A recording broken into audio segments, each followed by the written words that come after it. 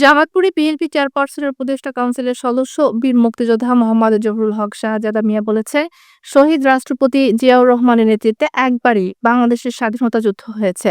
যারা বলে দ্বিতীয়বার দেশ স্বাধীন করেছে তারা ভুল বলে। গত ৫ই আগস্ট আমরা আয়নাঘর থেকে মুক্তি পেয়েছি। আজ দুপুরে জামালপুর জেলা বিএনপির আয়োজিত জনসভায় প্রধান অতিথির বক্তব্যে তিনি এসব কথা বলেন। তিনি আরো বলেন, জিয়াউর রহমানের ১৯ দফা থেকে সংস্কার সৃষ্টি হয়েছে। এখন তারেক রহমান ৩১ দফা দিয়েছেন। ডক্টর ইউনূস সাহেব ৩১ দফার মধ্যে সব সংস্কার আছে। আপনাকে কিছু করতে হবে না। ৩১ দফা মেনে দেশ পরিচালনা করে দ্রুত নির্বাচন দিয়ে দেন।